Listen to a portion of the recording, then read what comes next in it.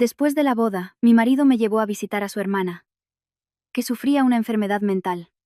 En cuanto él se dio la vuelta, ella se arrodilló y me entregó un trozo de papel. Dáselo a la policía. Era una tarde de finales de invierno en Madrid, y el viento se colaba entre las hileras de edificios. Sentí el frío en la piel como la mano de alguien que acabara de rozarme el hombro. En el balcón de nuestro pequeño piso, unas macetas con geranios se estremecían con la brisa helada. Abajo, en la calle, el tráfico seguía fluyendo, una serpiente de luces que formaba un río de asfalto y faros. Dicen que solo después de pasar por una tormenta sabes qué tejado te ofrece un refugio de verdad. En aquel entonces, yo, ingenua, creía que por fin había encontrado el mío. Me llamo Lucía. Tengo 31 años, y soy maestra de infantil en un colegio privado cerca de casa. Mi trabajo no da para lujos. Mis días transcurren entre risas y llantos de niños, olor a leche, a papilla, a cartulina y a canciones infantiles que me sé mejor que las tablas de multiplicar. Mis padres fallecieron en un accidente de tráfico cuando yo estaba en el último año de carrera. Desde entonces, viví sola, trabajando, ahorrando, atravesando en silencio esos años que la gente llama juventud, pero que para mí se parecieron más a un largo camino falto de compañía. Quizás por eso valoro tanto una cena en casa. Con que alguien me espere para cenar, me recuerde que me abrigue o me pregunte si estoy cansada. Ya siento más calor que con la calefacción a tope en pleno enero. Y Andrew, mi marido, era precisamente el tipo de hombre que sabía dar a una mujer esa sensación de plenitud. Me sacaba 5 años, y era director de una empresa de materiales de construcción e inversión inmobiliaria. Para los demás, era un hombre maduro, de habla pausada y siempre vestido de forma impecable. Y yo, que convivía con él a diario, estaba cada vez más convencida de haberme casado con un hombre excepcional. Andrew no era de los que se pasan el día pegados al móvil o le endosan todas las tareas del hogar a su mujer. Sabía cocinar, escoger la fruta, recordar las citas para mis revisiones del embarazo, y hasta agacharse para atarme los cordones cuando mi barriga empezó a ser un obstáculo. Aquel día, yo acababa de volver del trabajo, algo cansada después de estar de pie desde por la mañana.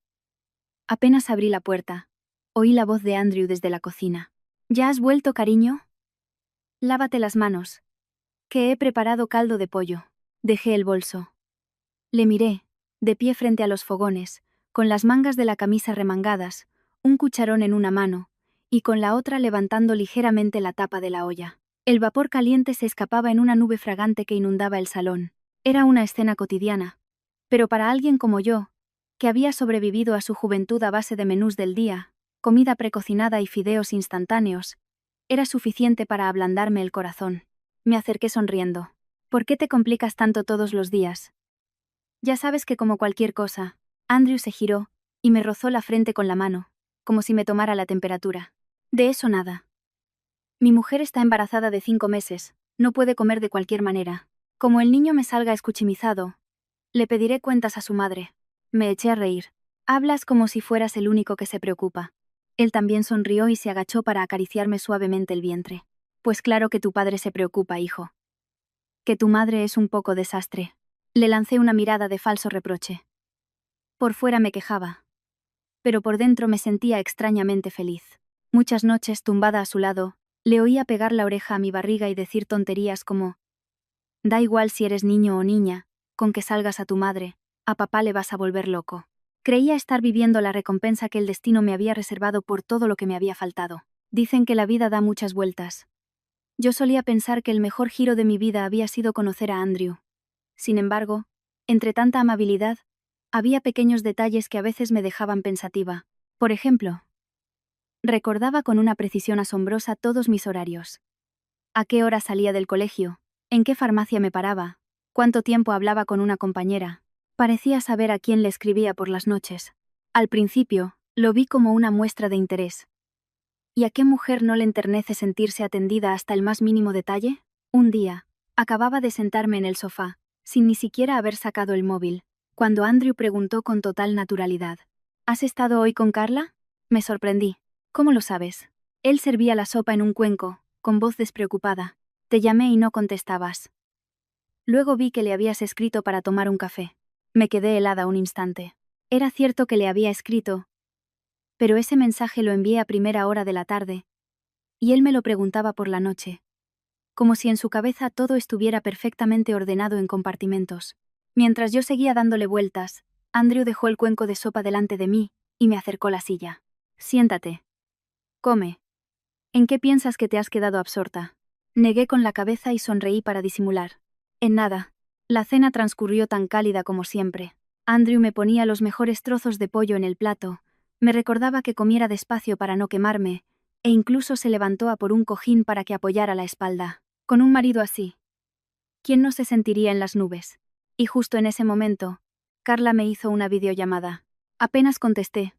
Mi amiga entrecerró los ojos al ver la pantalla. Dios mío. Con esa cara de felicidad seguro que tu maridito te está tratando como a una reina. Solté una carcajada. ¿Tienes envidia? Ella apoyó la barbilla en la mano y chasqueó la lengua. No, no es envidia. Solo digo que en este mundo, cuanto más perfecta parece una persona, más de cerca hay que mirarla. Lo normal es que todo el mundo tenga sus defectos. Solo quien está actuando teme salirse del papel. Fruncí el ceño. ¿Qué cosas dices? Digo la verdad. No te ofendas. Solo me da miedo que confíes demasiado en la gente. Estaba a punto de replicar cuando Andrew salió de la cocina con un plato de naranjas ya peladas. Hola, Carla. Un día de estos ven a cenar a casa. Mi amiga sonreía de boca para afuera, pero me lanzó una mirada fugaz y penetrante. Esa mirada me incomodó, como si estuviera intentando meter el dedo en la llaga de esa felicidad que yo tanto cuidaba. Al caer la noche, el viento en el balcón sonaba más desolador. Estaba tumbada de lado, con una mano en el vientre, sintiendo a mi bebé moverse muy suavemente. Andrew, a mi lado, me acariciaba el pelo con su voz grave y cálida. Este fin de semana te llevaré a casa de mi madre. ¿Vale? Así le ponemos unas flores a mi padre. Y conoces por fin a Isabel. Eres la nuera y todavía no has ido a presentar tus respetos. Mi madre va a pensar que soy un desconsiderado. Asentí, pensando simplemente que era lo que correspondía. Poco después, me quedé dormida, pero en mitad de la noche, no sé por qué, me desperté. La puerta de cristal del balcón estaba entornada. Andrew estaba de espaldas a mí, con el teléfono pegado a la oreja. Su voz era muy baja, pero ya no era el tono dulce de antes. Ya te lo he dicho. No es el momento. No me hagas repetirlo. Permanecí inmóvil, sintiendo cómo el corazón se me ralentizaba. Afuera, la silueta del hombre al que llamaba marido se proyectaba. Larga y fría. Era la misma figura, los mismos hombros, pero en ese instante, me pareció un completo desconocido. A los pocos segundos, colgó, cerró la puerta, volvió a la cama, y me arropó con mucho cuidado. ¿Estás despierta? ¿Tienes frío? Cerré los ojos, fingiendo seguir adormilada. Por mi mente cruzó una sensación extraña, fina como un cabello pero persistente, como si en nuestra cálida casa, una puerta se acabara de abrir, dejando pasar la primera ráfaga de un aire gélido. A la mañana siguiente, al despertar, Andrew seguía a mi lado, con un brazo rodeándome la cintura como cada día. Su rostro, al dormir, era sereno. La frente amplia, la nariz recta, las comisuras de los labios siempre a punto de sonreír. Viéndole así, nadie pensaría que el hombre que anoche hablaba con esa voz gélida en el balcón y el que ahora dormía a mi lado eran la misma persona. Me moví con sigilo para levantarme, pero él ya había abierto los ojos. Tan pronto despierta. ¿Te encuentras mal? Negué con la cabeza. Estoy bien. Andrew se incorporó sobre un codo y me observó atentamente, como un médico a su paciente. ¿Dormiste bien anoche? Te oí dar varias vueltas casi al amanecer. Me detuve. Podía ser una simple pregunta de preocupación, pero no pude evitar sentir que había algo excesivamente calculado en ella. Antes de que pudiera responder, apartó la manta. Descansa un poco más. Ahora bajo a comprarte una sopa de pescado.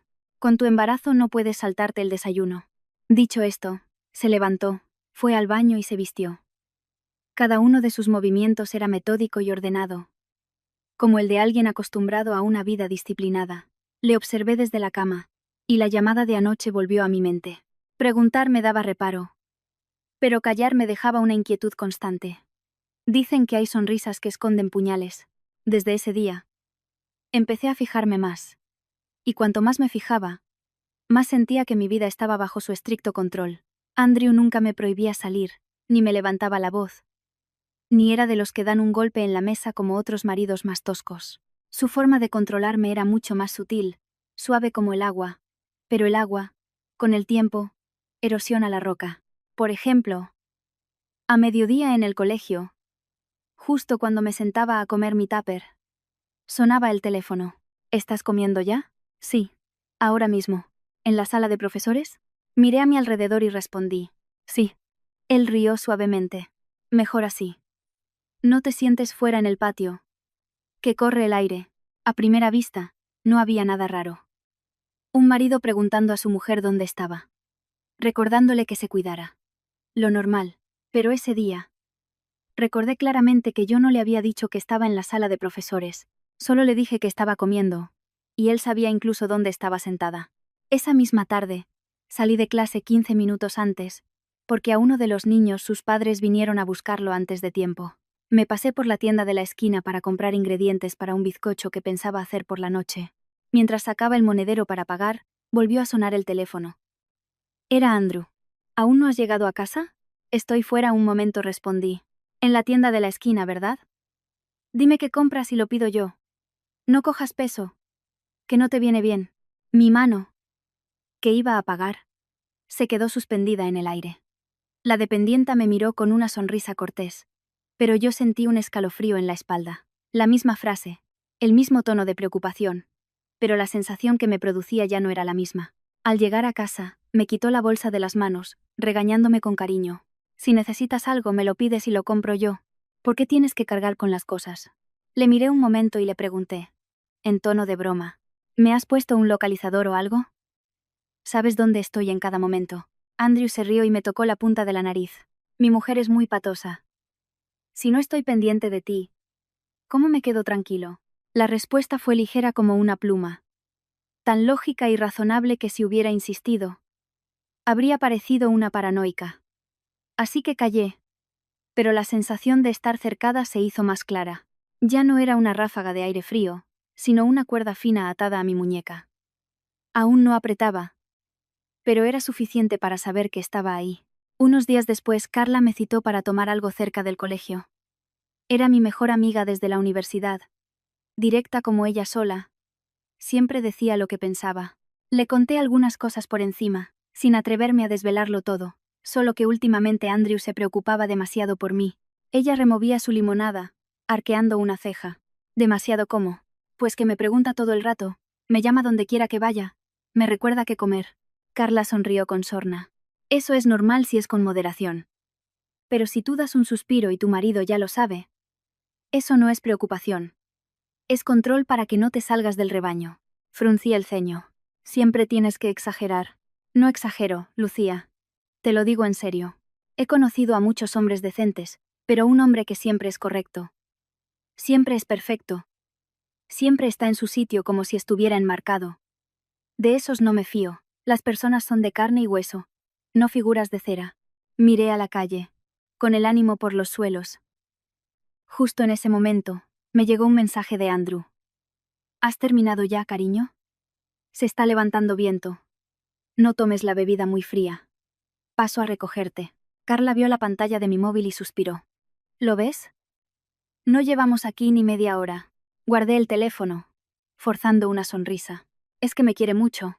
Ella apoyó la barbilla en la mano, y me dijo en voz baja pero firme. Hay muchas formas de querer. Una es abrazar para dar calor. Otra, agarrar para que no te escapes. Recuérdalo. No respondí. En ese momento, sentía como si dos personas tiraran de mí. Una se aferraba a la felicidad con la que había soñado durante años. La otra, sentada en un rincón, me recordaba que en esta vida, todo lo que es demasiado perfecto merece una segunda mirada. Esa noche, después de cenar, Andrew me sirvió un vaso de leche caliente y se sentó a mi lado. Este fin de semana vamos a casa de mi madre. Levanté la vista. ¿A su casa en la sierra? Sí, no está tan lejos. Desde el centro de Madrid es un momento. Hizo una pausa y añadió. Mi padre falleció hace tiempo y quiero que vayas a ponerle unas flores.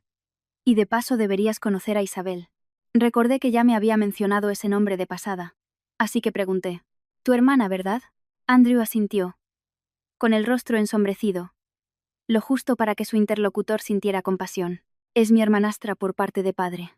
Antes era increíblemente inteligente. Se encargaba de toda la contabilidad y los papeles de la casa. Pero desde que murió mi padre, sufrió un shock tan fuerte que Su mente no ha vuelto a ser la misma. Dei al vaso de leje. ¿Es grave? Él suspiró, con la voz más grave. Tiene momentos de lucidez y otros en los que se pierde. Hubo una temporada en la que tuvimos que ingresarla. Mi madre lo ha pasado muy mal. Ella sola, cuidando de la memoria de mi padre y de ella. Al oírle se me ablandó el corazón. Toda familia tiene sus penas. Con razón, cada vez que mencionaba a su familia, su mirada se cargaba de una tristeza contenida. Le cogí la mano suavemente. Claro. El fin de semana voy contigo. Soy tu mujer.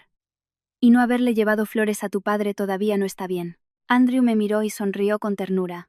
Sabía que lo entenderías. Luego, cogió mi mano y la puso sobre mi vientre, hablando como si se dirigiera a un niño. Mira qué buena es tu mamá, ¿eh? Sonreí con él. Pero mi sonrisa ya no era tan despreocupada como antes. En mi mente, la imagen de esa cuñada, a la que no conocía, se dibujaba borrosa. Una mujer que había sido brillante y que, tras la muerte de su padre, había perdido la razón. No sé por qué. Pero solo de pensarlo, sentí como si una nube gris se cerniera sobre mí. Ese fin de semana, fui con mi marido a su casa familiar. Iba con la intención de una esposa que quiere fortalecer el hogar que está construyendo. No imaginaba que ese viaje no sería una simple visita familiar, sino el primer paso que me llevaría a tocar la parte más oscura de una familia que, por fuera, parecía ejemplar. El sábado por la mañana Madrid amaneció fría. No llovía, pero el ambiente era húmedo, y el asfalto brillaba con el agua de la noche anterior. Los árboles de las calles parecían inmóviles, como si aún estuvieran dormidos. Me levanté temprano, elegí un jersey de lana ancho de color crema, me puse un pañuelo fino y bajé con Andrew al coche. Él, con cuidado, me abrió la puerta y me ayudó a entrar, como si temiera que un mal paso pudiera hacerme caer. Camina despacio, que el suelo resbala. Asentí y me senté en el asiento del copiloto. En el coche, ya había preparado un termo con agua caliente, unas galletas saladas y un pequeño cojín para mi espalda. Esos detalles, si se los contara a cualquiera, dirían que era una mujer afortunada. Y yo misma lo pensaba. Solo que, desde la llamada de la otra noche y las veces que él sabía con tanta precisión mis movimientos, esa sensación de ser cuidada se había mezclado con una inquietud difícil de nombrar. El coche salió de nuestra urbanización. Se deslizó por las calles aún dormidas, y poco a poco se adentró en las afueras. Las casas se espaciaron. Los terrenos baldíos se hicieron más grandes, y los campos, tras la cosecha, se extendían amarillentos, salpicados de charcas quietas como espejos. El viento del campo mecía la hierba de las cunetas y a lo lejos, algunas personas con pañuelos en la cabeza vendían verduras junto a viejas bicicletas. Una estampa que recordaba a la España rural, pero mi corazón ese día no se sentía tan plácido. Andrew conducía y me hablaba con su habitual tono tranquilo. Mi madre está acostumbrada a vivir aquí. Le he dicho que se venga a vivir con nosotros, pero no quiere. Dice que con el altar de mi padre en casa, no puede abandonarla. ¿Vive sola entonces? ¿Tiene a alguien que la ayude? Carmen ha trabajado en casa desde que yo era un niño. Y además, titubeó un momento. También está Isabel. Al mencionar su nombre, su rostro se ensombreció un instante. Observé de reojo el perfil de mi marido y vi en él una tristeza muy medida, suficiente para inspirar compasión sin llegar al dramatismo. Antes, probablemente solo habría visto a un hijo devoto y familiar. Pero desde que mi corazón albergaba dudas, empecé a fijarme en las pequeñas pausas de sus frases. ¿Isabel sigue viviendo en casa? Pregunté. Sí. A veces está bien, a veces no. Mi madre dice que es mejor tenerla cerca para cuidarla. Dijo la frase con naturalidad, como si fuera la opción más evidente del mundo. Asentí sin preguntar más, y me giré para mirar la carretera. Cuanto más nos adentrábamos, más desierta se volvía. A ambos lados empezaron a aparecer muros altos y grandes portones de fincas. Cerca del mediodía, el coche se desvió por un camino de cemento desgastado. Al final del camino, se alzaba un chalet de 2 plantas en medio de un gran jardín. A través de la ventanilla, apreté instintivamente el asa de mi bolso. La casa no estaba en ruinas, ni tenía el aspecto lúgubre de las películas de terror. Mantenía una presencia imponente, prueba de que había sido una propiedad próspera. Pero las paredes amarillentas estaban envejecidas, con manchas de musgo, y la alta y pesada verja de hierro tenía la pintura desconchada. Los árboles del jardín habían crecido de forma descontrolada. Palmeras, plataneros y almendros se entrelazaban, bloqueando la luz del sol. Como resultado, a pesar de ser mediodía, el patio tenía una sensación de frescor estancado. Apenas se detuvo el coche. Una mujer de unos 60 años salió de la casa. Llevaba una blusa oscura, una rebeca fina y un rosario en la mano. El pelo, canoso, estaba recogido en un moño. Su rostro no era severo. Al contrario, tenía el aire bondadoso de quien reza a diario. Andrew bajó primero y rodeó el coche para abrirme la puerta. «Mamá, esta es Lucía». Bajé del coche, con el regalo que había preparado en las manos, e incliné la cabeza con respeto. «Encantada de conocerla, señora». La mujer, Dolores, me miró de arriba abajo, deteniéndose un poco más en mi vientre abultado. Luego, sonrió amablemente. «Pasa. Y ya. Con el embarazo no te conviene estar fuera con este frío. Estás más rellenita que en las fotos que me enseñó Andrew». Sus palabras, ni demasiado efusivas ni demasiado distantes, me hicieron sentir más cómoda. Me quitó la bolsa de regalos de las manos mientras regañaba a su hijo con cariño. «Deberías haberme avisado de que veníais para que preparara algo». Justo entonces, desde el porche, salió una mujer de unos 50 años, delgada y con la espalda ligeramente encorvada. Tenía las manos mojadas, probablemente de lavar verduras. Carmen la llamó a Andrew. La mujer asintió en voz baja, me miró y bajó la vista de inmediato. «Buenos días, señorita». Su forma de hablar me extrañó un poco. La casa parecía tener unas normas muy estrictas, pero el tono de Carmen no era el de alguien que recibe a una nueva persona con alegría. Era la voz de quien ha agachado la cabeza durante demasiado tiempo, hasta el punto de que cada palabra suena con timidez. Le sonreí para saludarla, pero ella solo asintió formalmente y se apresuró a volver a la cocina. Al entrar en la casa, me llegó un suave olor a incienso mezclado con el de la madera vieja.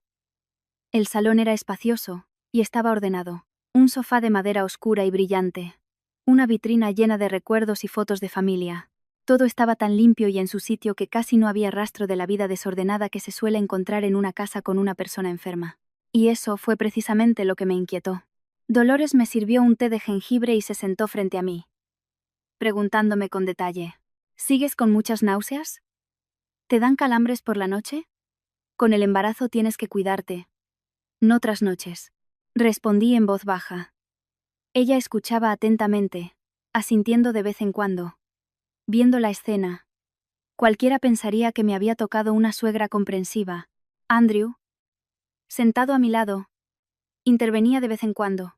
«Mamá, ya se lo he explicado todo con detalle». Dolores miró a su hijo, medio sonriendo, medio regañando. «Tú se lo explicarás. Pero los hombres no entendéis de estas cosas como las mujeres. Ahora que vas a ser padre, dedícate menos al trabajo. El dinero no vale tanto como la paz en el hogar». Aquella frase me hizo bajar la guardia.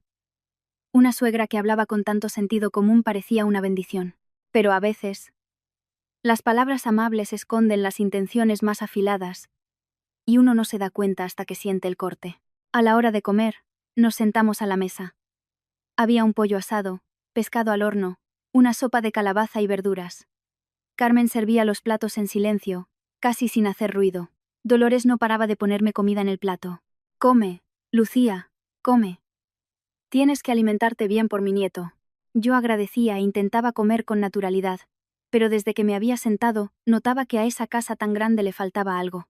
No había una radio de fondo, ni el murmullo de conversaciones familiares, ni el ambiente animado que suele haber cuando llega la familia. Solo se oía el leve tintineo de los cubiertos, la voz monótona de Dolores y el semblante tranquilo de Andrew. Al cabo de un rato, aproveché para preguntar: «Por cierto, ¿cómo se encuentra Isabel hoy? Aún no he podido saludarla». Los palillos en la mano de Dolores se detuvieron un instante. Andrew, a mi lado, también dejó de masticar. Fue solo un segundo, pero lo vi claramente. Luego, Dolores suspiró y dejó el cuenco. «Ay, hija. Últimamente está muy inestable. A veces está tranquila, y de repente se pone a romper cosas y a arañarse. En esta casa llevamos años sin comer ni dormir en paz por su culpa». Andrew continuó, con la voz más grave. «Antes no era así. Era la persona de más confianza de mi padre. Pero desde que él murió, se vino abajo y acabó de esta manera». Dolores negó con la cabeza, pasando las cuentas del rosario más rápido. «Cada uno tiene su destino. Solo le pido a Dios que se apiade de ella y le devuelva algo de lucidez. Porque verla así es muy doloroso. Al oír aquello mi corazón se encogió. La historia que tenía delante parecía muy clara. Una familia marcada por la tragedia. Un padre fallecido. Una hija que enloquece de dolor. Y una madre anciana que lleva años cuidándola. Todo sonaba lógico, coherente con los valores de la familia, el deber y el amor. Sin embargo, justo cuando iba a dejar el tema, desde algún lugar, un sonido muy bajo, casi imperceptible, como si viniera del suelo o de un rincón oculto de la casa, resonó. Un ruido seco. Un arrastre. Fue breve, pero suficiente para que se me helara la sangre. No era el viento, ni un animal arañando una puerta. Sonaba como si algo pesado fuera arrastrado por el cemento y se detuviera de golpe. Levanté la vista. Andrew me miró al instante. ¿Qué pasa, cariño? Parpadeé, aguzando el oído, y pregunté en voz baja. ¿Habéis oído algo? Dolores. Sentada enfrente. Mantenía un rostro impasible. Como un lago en calma. Será el viento, hija.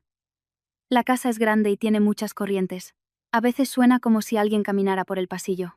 Andrew me puso un trozo de pescado en el plato, con voz ligera. Come. Aquí hay tanto silencio que es fácil oír cosas raras. Cogí los cubiertos, pero la palma de mi mano estaba fría. No estaba segura de si lo había imaginado. Pero desde ese momento, la comida, aunque caliente, la casa, aunque impecable, y la suegra, aunque amable, me parecieron cubiertas por una fina capa de niebla. No tan densa como para no ver, pero suficiente para que todo resultara extraño. En medio de esa aparente calma y orden, empecé a sentir que esa casa no me recibía con el calor de una familia, sino con un silencio que olía a secretos guardados. La comida continuó como si nada. Dolores me servía. Andrew me recordaba que comiera despacio, y Carmen entraba y salía de la cocina en silencio, con pasos tan ligeros que parecía temer alterar el ambiente. Solo yo era incapaz de tragarme esa calma. El breve sonido de arrastre seguía resonando en mis oídos. Comí un poco más y dejé los cubiertos, intentando sonar lo más natural posible. Mamá. Creo que abajo se oye algo. Dolores levantó la vista. Sus ojos se entrecerraron un instante y se relajaron de nuevo. Tan rápido que si no hubieras estado atento, no lo habrías notado. ¿Qué ruido, hija? La casa es grande. El viento se cuela por todas partes. Andrew sonrió y me sirvió más sopa. Últimamente tienes el oído muy fino. Con el embarazo te preocupas por todo. Sonreí forzadamente, pero no estaba tranquila. Si solo hubiera sido el viento, habrían respondido de forma natural e inmediata. Pero ambos se habían demorado un instante, como si tuvieran que elegir la respuesta adecuada. Esa sensación hizo que el plato de comida me pesara más. Guardé silencio un momento y volví a preguntar. Esta vez a Andrew. Isabel, ¿dónde está ahora? Si se encuentra un poco mejor, me gustaría ir a saludarla. La mano de Andrew, apoyada en la silla, se crispó ligeramente. Se giró hacia mí. Su mirada seguía siendo dulce, pero detrás de esa dulzura había algo impenetrable. Mejor déjalo para otro momento. Hoy no está muy estable. ¿Qué quieres decir con que no está estable? Dolores suspiró, pasando las cuentas del rosario. Es muy impredecible, hija. A veces está sentada tranquilamente. Oye un ruido extraño y le da un ataque. Me da miedo por ti. Con el embarazo. Si se pone violenta y te hace algo, sería terrible. Al oír eso, mi razón me decía que debía dejarlo estar. Al fin y al cabo, era una recién llegada. No conocía las costumbres de la casa, y presionar solo sería de mala educación. Pero inexplicablemente sentí todo lo contrario. Cuanto más intentaban disuadirme, más ganas tenía de ver la verdad con mis propios ojos. Después de comer, Andrew me llevó a una habitación en el segundo piso para que descansara. La habitación era espaciosa, con sábanas y almohadas impecables.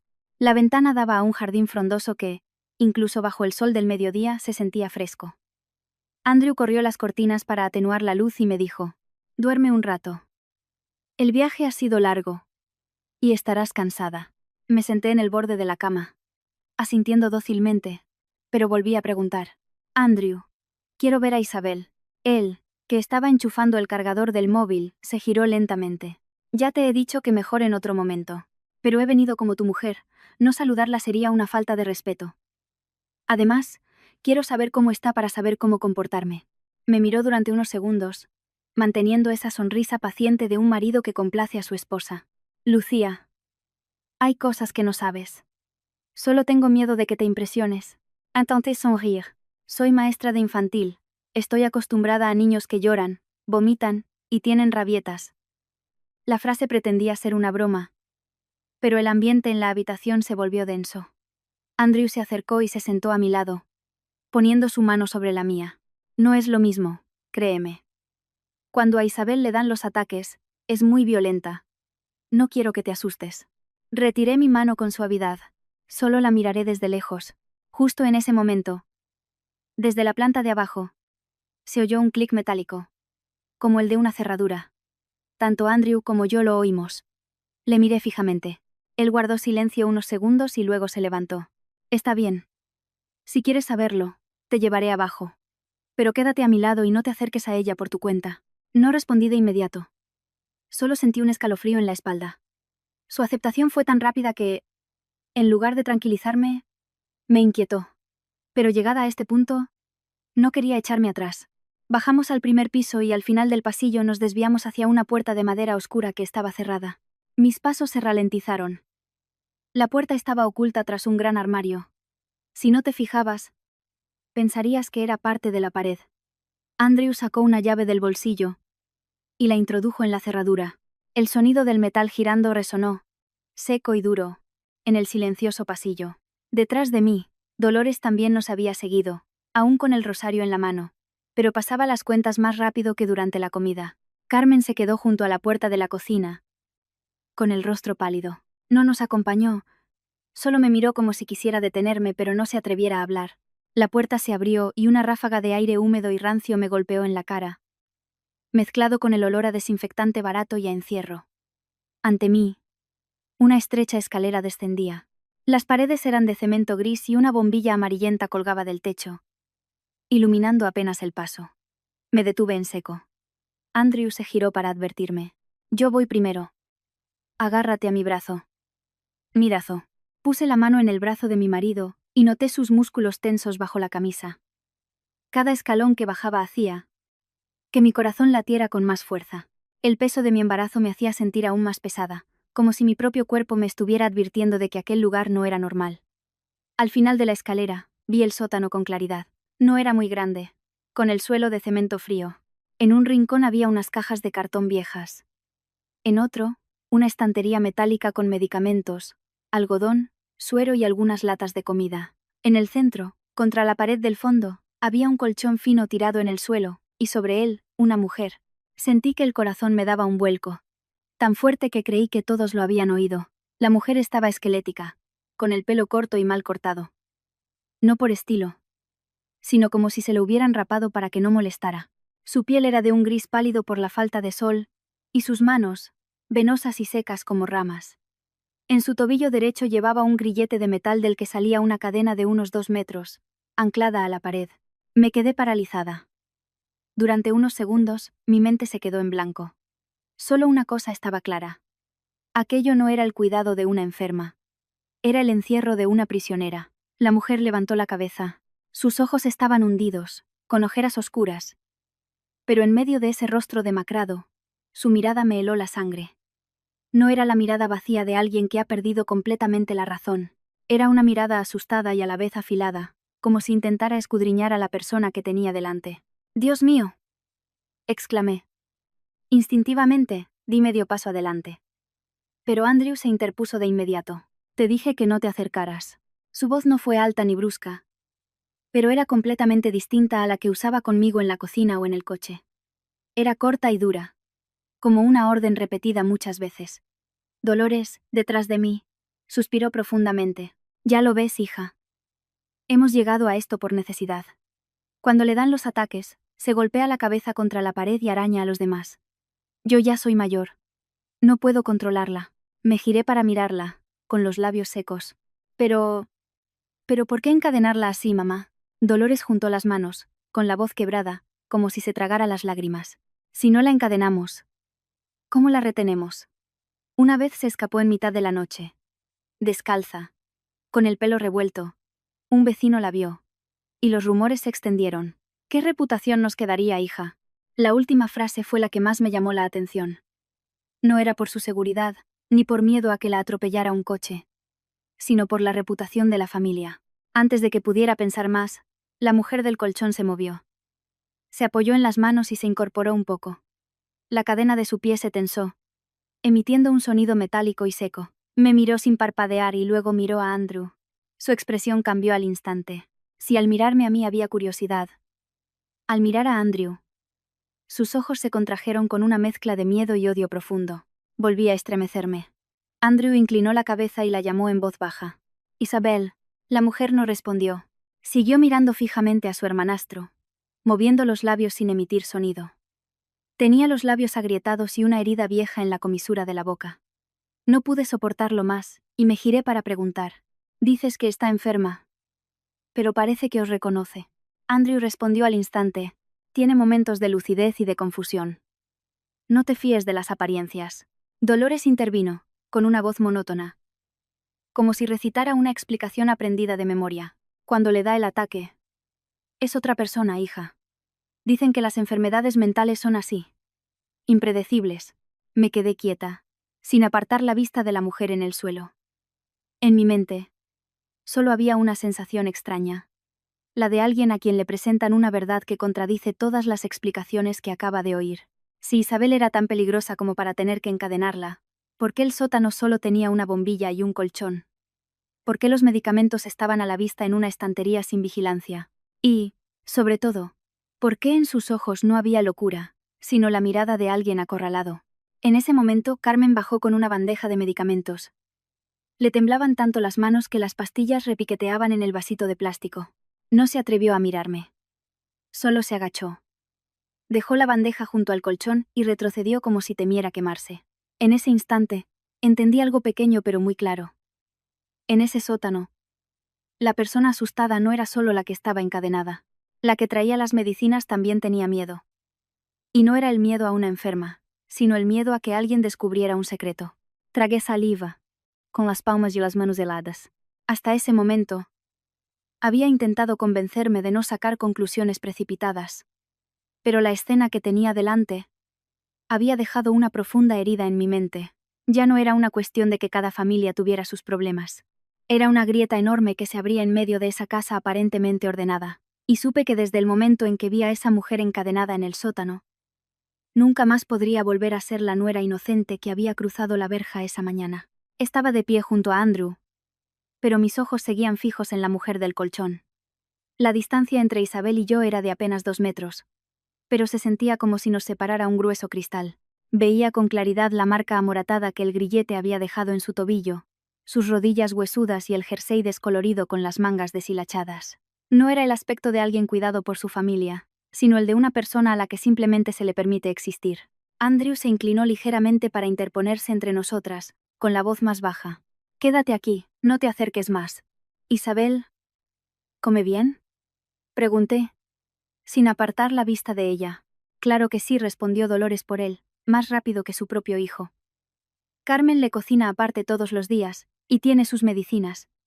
En esta casa no la hemos abandonado. Sus palabras sonaban convincentes. Pero el pronombre la que usó para referirse a Isabel me dolió. Aunque fuera su hijastra, después de tantos años viviendo juntas, hablar así de una mujer enferma sonaba más frío que un lazo familiar normal. Me agaché para coger la bolsa con galletas y leche que aún llevaba en la mano y pregunté en voz baja. ¿Puedo darle algo de esto? Andrew negó con la cabeza al instante. No hace falta. No hace falta. Una respuesta demasiado tajante para un gesto tan pequeño. Levanté la vista hacia mi marido e intenté suavizar mi tono. Solo se lo dejo ahí. A lo mejor, si ve algo dulce, se anima un poco. Dolores juntó las manos y suspiró. Agradezco tu buena intención, hija. Pero la verdad es que una persona en su estado ya no aprecia estas cosas. Come lo que le dan, y punto. No respondí de inmediato. Cuanto más les oía, más sentía que todas las explicaciones en ese sótano eran demasiado fluidas, como si las hubieran ensayado. Uno terminaba una frase y el otro la continuaba sin fisuras. Solo la mujer del colchón no encajaba en esa armonía. Isabel seguía mirándome. Su mirada no era de súplica, sino la de alguien que intenta abrir a la fuerza una puerta cerrada durante demasiado tiempo. Decidí dar medio paso adelante. Isabel, Soy Lucía. Acabo de llegar a la familia. Al oír mi voz, vi cómo sus hombros se estremecían. Levantó más la cabeza, con los ojos muy abiertos, como si intentara reconocer cada rasgo de mi cara. Sentí una compasión que me ahogaba. El destino de las mujeres es extraño. A veces, basta con ver la mirada perdida de otra para sentir un dolor propio. Me agaché, manteniendo una distancia prudente. Saqué un paquete de galletas y se lo ofrecí. Te dejo esto aquí, ¿vale? En el momento en que extendí la mano, todo sucedió tan rápido que no tuve tiempo de reaccionar. Isabel se abalanzó hacia adelante, y la cadena se tensó con un chirrido agudo sobre el cemento. Me sobresalté y retrocedí por instinto. Pero mi embarazo me hizo más lenta. Su mano huesuda me alcanzó y me arañó el dorso de la mano. Un escozor ardiente me recorrió la piel. ¡Ay! Grité. Andrew me agarró del hombro y me apartó bruscamente. Te dije que no te acercaras. Su voz sonó más dura que nunca, desprovista de su habitual paciencia. Dolores también gritó, alarmada. Dios mío, le ha dado otro ataque. Carmen, sujétala. Carmen se acercó, temblando, pero Isabel no les prestaba atención. En medio del caos, sus ojos estaban fijos en mí. Y en una fracción de segundo, sentí como algo se apretaba con fuerza en mi palma. Un trozo de papel pequeño y arrugado. Antes de que pudiera mirarlo, Andrew se interpuso. Cerré la mano por instinto, y oculté el papel en la manga de mi jersey. Isabel fue arrastrada hacia atrás. La cadena sonaba con un ruido metálico que me puso la piel de gallina. Se debatía, no con la fuerza de una loca, sino como alguien que se aferra a su última oportunidad. Sus labios se movieron, y pronunció unas palabras tan bajas que, de no estar tan cerca, no las habría oído. No le creas. Me quedé petrificada. No era un grito ni un balbuceo sin sentido.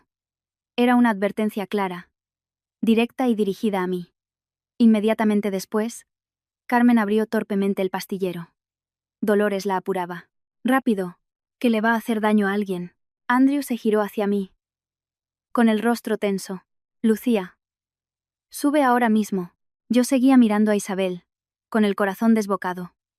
Carmen y Andrew la habían inmovilizado. El pelo le caía sobre la cara y respiraba con dificultad, pero antes de que la obligaran a tragar la pastilla, logró levantar la cabeza para mirarme una última vez. Esa mirada me heló desde la nuca hasta los pies. Era tan desesperada que no parecía la de alguien en medio de un ataque, sino la de una persona a punto de ahogarse que, al encontrar a alguien, usa su último aliento para pedir ayuda. Andrew me sacó del sótano casi a la fuerza. La puerta de madera se cerró de golpe a mi espalda, con un sonido sordo y pesado. Al llegar al salón, todavía me temblaban las piernas. Dolores venía detrás, excusándose sin parar. No te lo tomes a mal, hija. Cuando le dan los ataques es así. No sabe lo que hace. Qué vergüenza. Tu primer día aquí y te pasa esto. Miré el dorso de mi mano. El arañazo no era profundo, pero era largo, y ya se había formado una fina línea de sangre. Andrew me hizo sentar en el sofá. Su rostro había recuperado su habitual expresión de preocupación, tan rápido que, de no haber visto su mirada fría en el sótano, habría creído que solo era un marido angustiado por su mujer. A ver, déjame ver. Me cogió la mano y la examinó. Luego, llamó a Carmen para que trajera alcohol y desinfectante. Me quedé quieta, sintiendo el bulto del papel en mi manga como un asco ardiente. Dolores, a mi lado, no paraba de suspirar. Pobrecilla. Qué cruz la suya y la de quienes la rodean. En esta casa no hay un día de paz. Levanté la vista hacia mi suegra. Por alguna razón, ya no sentía la misma compasión que al principio. Su lamento sonaba demasiado perfecto, demasiado oportuno. Como si en esa casa todos interpretaran un papel aprendido. Solo yo había entrado en escena sin saberme el guión. Andrew me desinfectó la herida con mucho cuidado. Con la cabeza gacha, me preguntó en voz baja. Te pido perdón. No debería haberte dejado bajar. Apreté los labios y pregunté suavemente. ¿Qué ha dicho antes? La mano de Andrew, que sostenía la mía, se detuvo un instante antes de seguir curándome. Cuando está así, dice cualquier cosa. No le hagas caso. No respondí.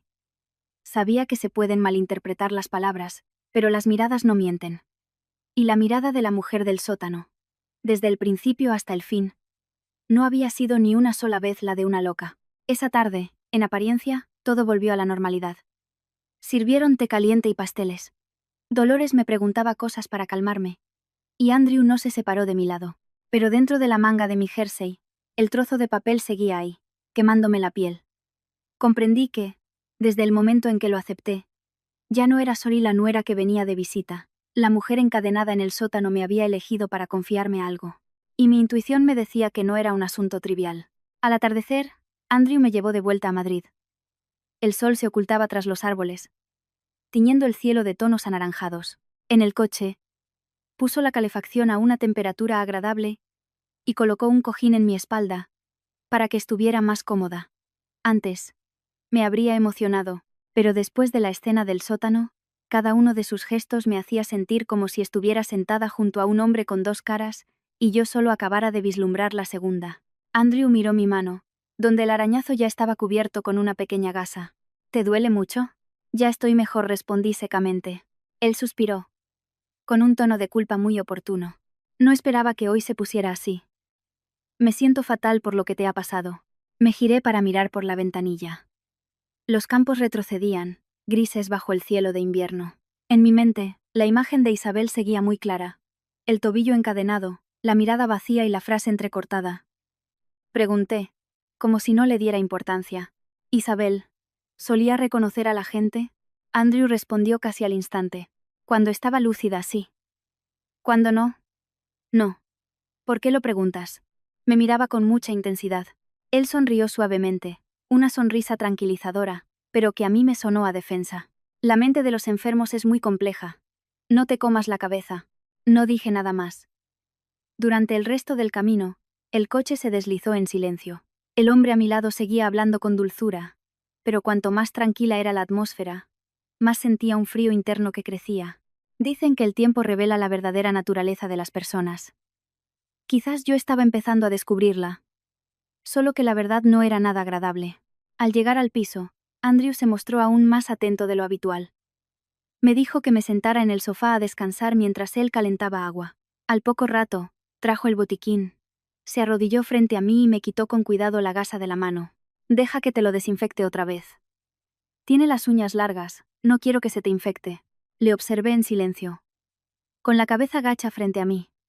El pelo bien cortado. Los hombros fuertes. Cada gesto tan medido que cualquiera pensaría que era el marido perfecto. Me aplicó alcohol en el arañazo y sopló suavemente. ¿Te escuece? Retiré la mano por reflejo. Un poco. Luego, me sirvió un vaso de leche caliente. Bébetelo y descansa. No pienses más en ello. Sostuve el vaso. El calor empañaba ligeramente mis ojos, pero no disolvía el bulto que sentía en la manga. Desde que salimos de la casa de su madre, no me había atrevido a tocar el papel, ni a dejar que se viera. Me sentía como si llevara un carbón ardiendo en secreto. Esa noche, Andrew se fue a la cama antes de lo normal. Me arropó. Me acarició el vientre. Y le habló a nuestro hijo. Como solía hacer. Pórtate bien, ¿eh? Hoy tu mamá se ha llevado un buen susto. Cuando nazcas, quiérela mucho. Al oírle, sentí una confusión que me revolvía el estómago. Si un hombre actuaba, ¿podía hacerlo también? Y si de verdad era bueno, ¿qué significaban la mirada de Isabel y su advertencia? Los dos pensamientos luchaban en mi cabeza, provocándome un dolor punzante. Esperé hasta que su respiración se volvió profunda y regular. Entonces, con mucho cuidado me moví. La habitación estaba en penumbra, solo iluminada por la luz de noche del pasillo. Con la mano en el vientre, entré en el baño y cerré la puerta con pestillo. Bajo la luz blanca, saqué el trozo de papel de la manga. Era más pequeño de lo que pensaba, blando, ligeramente húmedo, y con unas manchas oscuras ya secas. El corazón me empezó a latir con fuerza. Lo desdoblé lentamente. El papel crujía con cada movimiento. En el silencio del baño, vi una sola línea de texto. Escrita con torpeza. No era tinta, sino un color pardo rojizo ya seco. Tuve que acercarlo a la luz para leerlo. No estoy loca. Hay un cadáver en la pared. Ayúdame. Sentí que las rodillas me flaqueaban. Me apoyé contra el lavabo. La mano me temblaba tanto que casi se me cae el papel. Los oídos me zumbaban y un frío glacial me recorrió el cuerpo, como si me hubieran echado un cubo de agua helada por encima. Lo leí 1, 2, 3 veces. Las palabras seguían ahí, inalterables. No era mi imaginación. No estoy loca. Hay un cadáver en la pared. Ayúdame. Esas 3 frases fueron como 3 martillazos en mi cabeza. Todo lo que había visto en el sótano, la mirada de Isabel, la actitud de Andrew y su madre, el ambiente opresivo del chalet, todo se unió en una cuerda helada que se me enroscó en el cuello. Me tapé a la boca para no soltar un grito. En el espejo, mi rostro estaba pálido, mis ojos abiertos de par en par, como si no me reconociera. Si ese papel era real, significaba que vivía con un hombre que podría estar implicado en un crimen. Si era falso, significaba que una mujer encerrada en un sótano estaba tratando de meterme en una pesadilla. Pero, de cualquier manera, mi matrimonio ya no era lo que parecía. Pensé en la policía, y luego en el bebé que llevaba dentro. Pensé en huir, y luego recordé que no tenía a nadie que me apoyara, y ninguna prueba más que un trozo de papel escrito con sangre seca. Un paso en falso y podría perderlo todo. Un paso más en silencio, y podría estar durmiendo junto al hombre al que Isabel llamaba él. Fuera del baño, el piso estaba en silencio. El hombre en la cama dormía, interpretando su papel de marido modelo. Y yo, desde ese momento, entendí una cosa muy clara. El lugar que había llamado hogar podría no ser un refugio, sino una trampa muy bien cerrada. Y si quería sobrevivir, solo me quedaba abrir bien los ojos, aguantar la respiración y adentrarme, poco a poco, en esa oscuridad para descubrir quién decía la verdad, quién actuaba y qué pared de esa casa escondía a un muerto. Esa noche apenas dormí. Tumbada de espaldas a Andrew, con la mano en el vientre, mi mente era un caos. A veces, sentía el impulso de despertarle y preguntarle directamente: ¿qué clase de hombre eres? Pero me contenía. Dicen que quien juega con fuego se quema. Y yo sentía que ya había tocado la oscuridad, solo que no sabía dónde estaba el monstruo ni qué rostro tenía.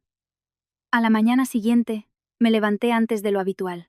Andrew, como siempre, me preparó agua tibia. Me sirvió el desayuno y me insistió: hoy no salgas mucho, ¿vale?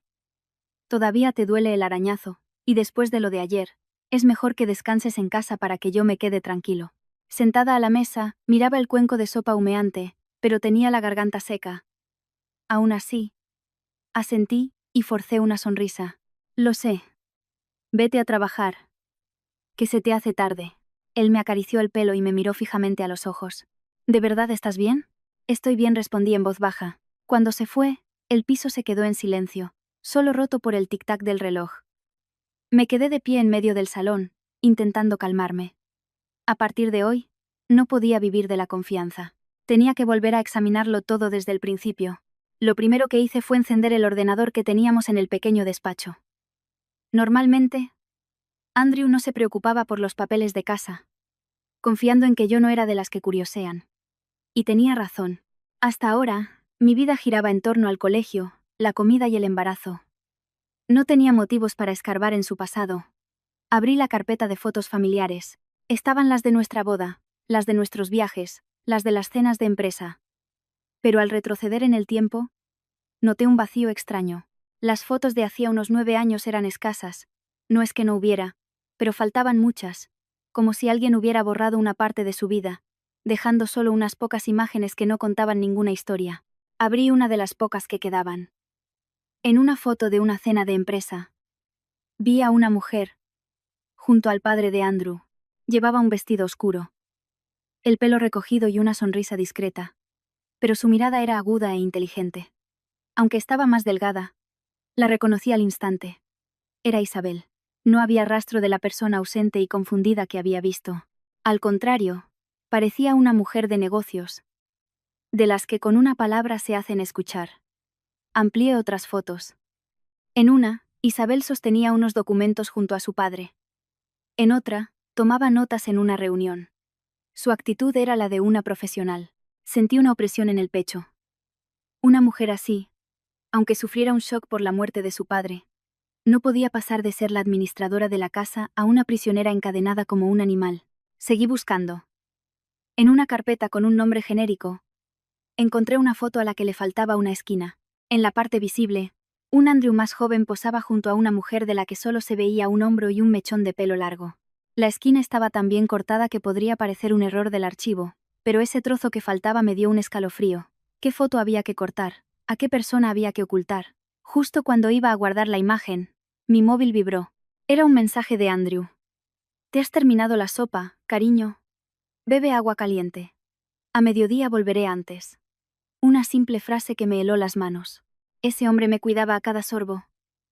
Mientras yo, sentada aquí, intentaba unir los pedazos de lo que me ocultaba.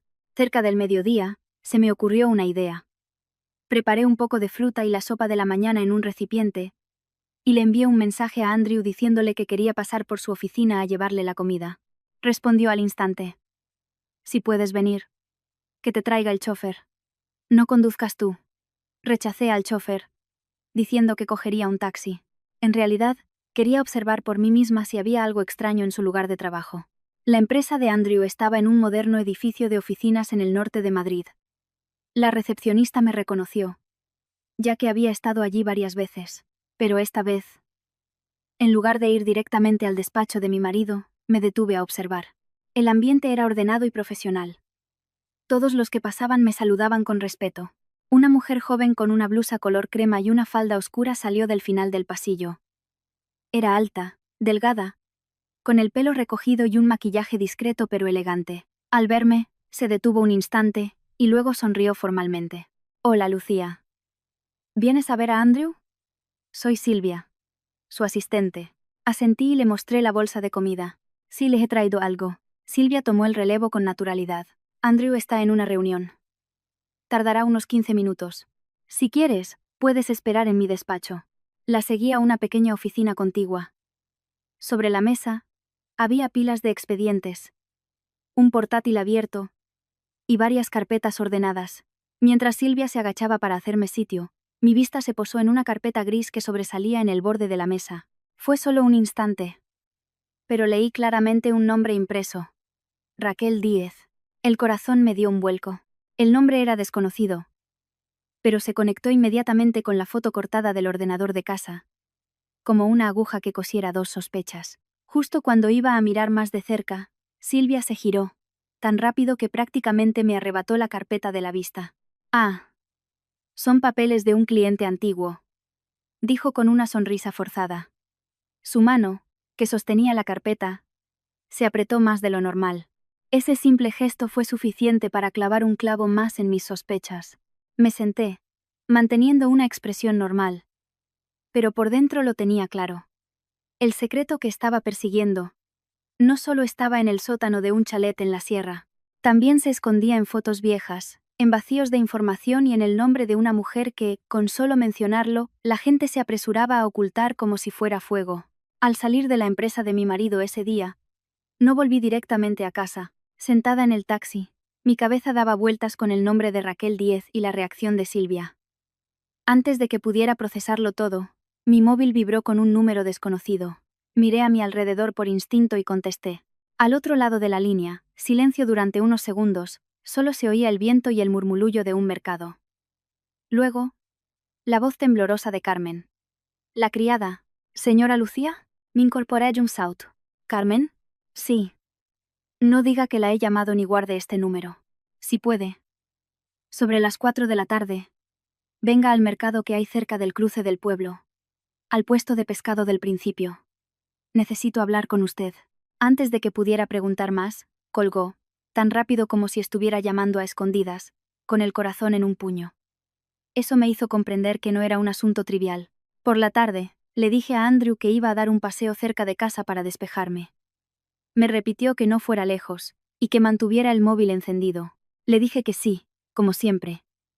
Y cogí un taxi hasta el mercado de las afueras. Era un mercado de pueblo, junto a una carretera comarcal. A esa hora, estaba lleno de gente.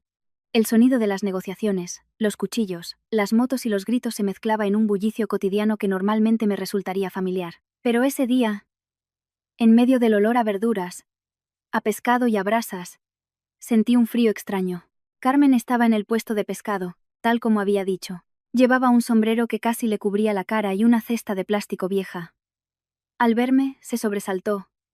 Miró a ambos lados y me llevó a un rincón más apartado. Solo puedo hablar un momento, señora. Si alguien nos ve, estoy perdida. Al mirarla de cerca, vi sus ojos hundidos y cómo le temblaban las comisuras de los labios. No era el miedo de alguien a quien van a regañar por cotillear. Era el pánico de quien ha tragado tanto miedo que, al abrir la boca, Todo su cuerpo tiembla. Hable, Carmen. La escucho. Tragó saliva, estrujando el asa de la cesta. La señorita Isabel no está loca como dicen la señora y el señorito. No ha estado loca todos estos años. El corazón se me encogió. Pero mantuve la calma. Usted lo sabe con certeza. Claro que lo sé, susurró. Los primeros años, la señorita Isabel sí que estuvo enferma. Después de la muerte de su padre, sufrió un shock muy fuerte. Tuvieron que ingresarla. Había informes, medicación.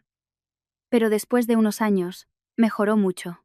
A veces, hablaba con más lucidez que una persona normal. Contuve la respiración. Mi intuición no me había fallado. El sótano no era un lugar de cuidados. Carmen bajó aún más la cabeza. Su voz apenas un susurro. Cuando la trataba el médico antiguo, la llevaban a revisión todos los meses. Pero ese médico se trasladó. Y a partir de entonces, la familia empezó a encargarse de los informes. Y a la señorita Isabel la empezaron a mantener más en casa. Un tiempo después, de repente, la señora dijo que era mejor tenerla en el sótano para controlarla. Desde entonces, apenas ha salido de ahí. Escucharla me heló las manos. ¿Por qué la encerraron? Carmen negó con la cabeza repetidamente. No lo sé todo. Solo sé que después de la muerte del señor, todo en la casa cambió muy rápido. Cambiaron quien llevaba las cuentas. El despacho del señor se cerró con llave. Todo lo que decía la señorita Isabel se descartaba como si fueran tonterías de una loca. Al principio, me lo creí, pero después, se detuvo, con los ojos enrojecidos.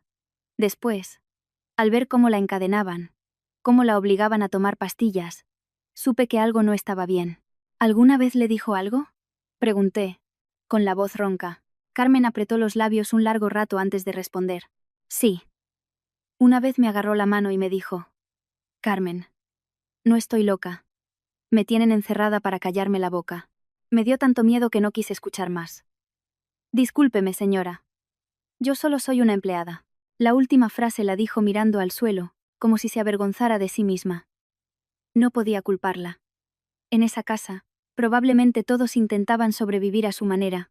Continué preguntando. ¿Y el señor, el padre de Andrew? ¿Su muerte tuvo algo de extraño?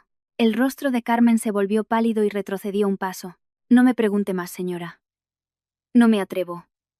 Ya he hablado demasiado. Carmen, le sujeté la mano. Si algo pasó de verdad, ahora es el único momento de hablar para salvar a Isabel. Me miró durante un largo rato y luego retiró la mano, temblando. Solo le diré una cosa. Después de la muerte del señor, todo en la casa cambió demasiado rápido. Tan rápido que, antes de que nadie pudiera entender qué pasaba, todo estaba ya hecho. Cuídese mucho, señora. Está embarazada. No se fíe de nadie. De nadie. Dicho esto, se dio la vuelta y se fue, con paso tan apresurado que casi tropezó. Me quedé en medio del mercado, sintiéndome como si acabara de caer por un precipicio invisible. Las sospechas que hasta ahora eran fragmentos sueltos, se habían unido en una línea clara y definida. Isabel había estado enferma al principio. Pero su encierro prolongado era intencionado. Y esa intención se había construido hábilmente con informes médicos antiguos, relatos compasivos y la apariencia de una familia respetable. Salí del mercado cuando empezaba a anochecer. El viento de la tarde me golpeó, haciéndome temblar. Por primera vez, dejé de intentar convencerme de que todo podría ser un malentendido. No, esa casa tenía un secreto. Y ese secreto estaba ahí. Entre los vivos. Solo que a todos se les había enseñado a mirar para otro lado. Quienes estáis escuchando, probablemente entendáis por qué mi corazón era un caos. Si estuvierais en mi lugar, ¿os atreveríais a guardar silencio con una mujer encerrada en un sótano y todo el mundo a vuestro alrededor diciendo que es lo normal? Os invito a dejar un comentario con vuestra opinión y a quedaros conmigo hasta el final, porque lo que descubrí después me heló la sangre aún más que el papel escrito esa noche.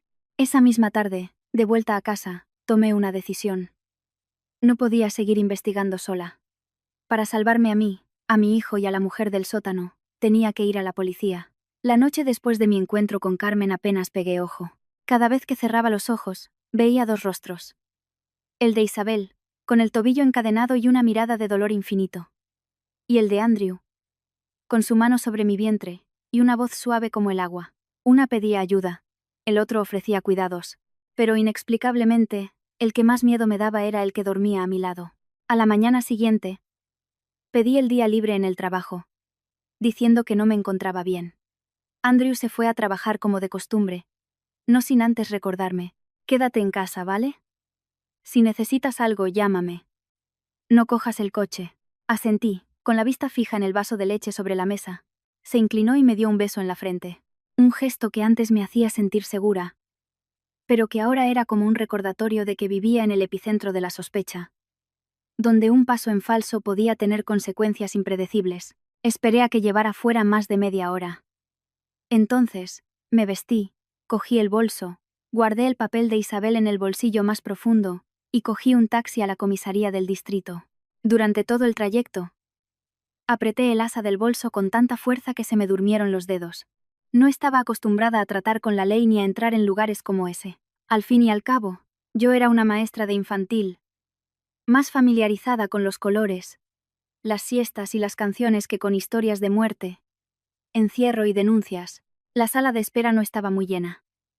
Había gente denunciando el robo de un coche, otros discutiendo por lindes, cada uno con su propia preocupación. Yo, sentada en una silla de plástico, con las manos sudorosas, me sentía como si estuviera guardando un secreto tan grande que, con solo revelarlo, podría destruir a una familia o salvar una vida.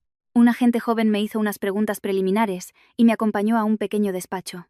Allí, un hombre de unos 35 años, de piel morena, rostro cuadrado y mirada tranquila pero penetrante, se levantó, me ofreció una silla y se presentó. Soy el inspector Moreno. Tranquilícese y cuéntemelo todo con detalle. Su voz no era ni condescendiente ni autoritaria. Era la voz de alguien acostumbrado a escuchar historias complicadas, que sabe mantener la calma. Esa tranquilidad me ayudó a respirar un poco mejor. Bebí un sorbo del agua que me ofreció y empecé a hablar. Le conté mi matrimonio con Andrew, la visita a la casa familiar en la sierra, la cuñada encadenada en el sótano, el papel escrito con sangre. Le conté el encuentro clandestino con Carmen en el mercado. Hablé despacio, deteniéndome a menudo para tomar aire. El inspector Moreno escuchaba casi sin interrumpir, solo preguntando para aclarar detalles. Dice que la mujer es su cuñada. ¿Su nombre? Isabel.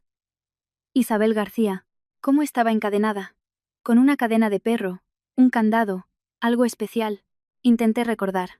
Era un grillete de metal en el tobillo, unido a una cadena de unos 2 metros anclada a la pared. Tomó notas rápidamente. ¿Qué explicación le dio a la familia? Dijeron que tenía una enfermedad mental, que llevaba años en tratamiento, y que cuando tenía crisis, era peligrosa. ¿Y el papel? Lo saqué, con las manos temblorosas, y lo puse sobre la mesa. Lo había aplanado, pero las arrugas seguían ahí. La línea de texto de color pardo rojizo destacaba sobre el papel pálido. Era una imagen espeluznante. El inspector Moreno no lo tocó directamente. Se puso unos guantes finos y lo examinó. La habitación se quedó en silencio. Le observé, conteniendo la respiración, pero su reacción no fue de sorpresa, como en las películas, sino de profunda consideración. Dejó el papel y me miró. Voy a ser sincero para que se prepare. Solo con este papel no podemos concluir que haya habido un asesinato. Me sentí desfallecer. Pero está escrito con sangre. Dice que hay un cadáver en la pared. Sí, asintió. No ignoro ese detalle. Pero la persona que lo escribió tiene un historial psiquiátrico, por lo que su testimonio no puede ser la única base para concluir que hay un cadáver o un asesinato. Sin embargo, añadió lentamente, el hecho de que esté encadenada en un sótano, si es como usted describe, ya presenta indicios de detención ilegal y maltrato. Esa frase fue como un rayo de luz. No es que creyeran todo lo que sospechaba, pero tampoco me descartaban como una mujer con demasiada imaginación. Entonces, ¿qué pueden hacer?, pregunté. El inspector se recostó en su silla y respondió con firmeza. Si hay un aviso de que una persona está retenida en condiciones anómalas, con riesgo para su vida, podemos coordinar una inspección de urgencia con la policía local. El primer objetivo es verificar el estado de esa persona. Si hay indicios de ocultación de un delito, eso se verá en el lugar. Le miré, y por primera vez en días, sentí que mi mente se aclaraba un poco. El miedo seguía ahí, pero ya no era un miedo solitario. Quiero ir con ustedes, dije. Me miró el vientre y luego a la cara. ¿Está usted embarazada? Si viene, debe saber que podría enfrentarse a una reacción muy fuerte de su familia política. Apreté las manos. Lo entiendo. 10 minutos después, se formó un pequeño equipo para ir al lugar. Todo se hizo con discreción, sin el despliegue que yo había imaginado. Esa discreción me hizo sentir que lo que estaba viviendo era real, no una pesadilla. Iba sentada en el coche con ellos, con el corazón en un puño. Apenas habíamos salido de la ciudad cuando mi teléfono sonó. En la pantalla, el nombre. Andrew. El corazón me dio un vuelco. Miré al inspector Moreno, quien me hizo una señal para que contestara. Respiré hondo. Y acepté la llamada. Hola, soy yo. ¿Dónde estás? La voz de Andrew era normal. Pero noté una tensión subyacente. Estoy en una revisión, respondí, intentando mantener la calma. ¿Dónde? En la clínica de siempre. Hubo un silencio de un segundo al otro lado. Luego, su voz se volvió más fría. Lucía. ¿Por qué el GPS de tu teléfono dice que vas en dirección a la sierra? Me quedé helada. El aire en el coche pareció desaparecer. Oía claramente el sonido de las ruedas sobre el asfalto, la radio de la policía, y mi propio corazón latiendo con fuerza. No supe qué responder. Andrew continuó. Esta vez con palabras cortas y afiladas como cuchillos. ¿Con quién vas? ¿Qué dices? No sé de qué hablas. Intenté ganar tiempo. Lucía me interrumpió. No me gusta que me mientan. Un escalofrío me recorrió la espalda. Siempre había sospechado que su control era excesivo. Pero en ese momento entendí la magnitud. No eran solo preguntas. No era buena memoria. Me estaba rastreando. El inspector Moreno me miró. Su expresión seguía siendo tranquila. Pero sus ojos habían cambiado. Me hizo una señal para que colgara. Hablamos cuando vuelva, balbuceé. Y colgué. La mano me temblaba tanto que casi se me cae el teléfono. Durante unos segundos, nadie dijo nada. Luego, el inspector Moreno habló, con voz baja y concisa. Ya lo ha oído, ¿verdad? La han estado vigilando durante mucho tiempo. Miré hacia adelante, hacia la carretera que nos llevaba al chalet de mi familia política. El cielo estaba gris y bajo, y en mi interior, el miedo ya no era por el papel, ni por el sótano, ni por la mujer encadenada. Era porque sabía, con total certeza, que el hombre que yo creía mi refugio no solo ocultaba secretos, sino que seguía cada uno de mis pasos como un cazador vigila a su presa en una jaula. El coche se detuvo frente a la verja de hierro de la casa de los García al atardecer. Las nubes bajas y el viento que silbaba entre los árboles creaban un sonido inquietante. Sentada en el coche, con las manos heladas, miraba esa verja que ya conocía, pero que ahora me resultaba completamente ajena. Hacía solo unos días. Había llegado como la nueva nuera. Ahora, volvía con la policía, con el miedo a que mi marido me descubriera, la preocupación por mi hijo, y un presentimiento terrible que no dejaba de latir en mi pecho. Apenas se abrió la verja, Dolores salió de la casa. Seguía vestida con ropas oscuras, con el rosario en la mano y una expresión serena, pero sus labios estaban más pálidos y pasaba las cuentas del rosario mucho más rápido. ¿Qué desean los señores agentes? El inspector Moreno se adelantó, con voz clara y formal. Hemos recibido un aviso de que en esta casa hay una persona retenida en condiciones inadecuadas. Necesitamos verificar su estado. Le rogamos que colabore. Dolores se quedó paralizada un instante. Luego forzó una sonrisa, mitad triste, mitad resignada.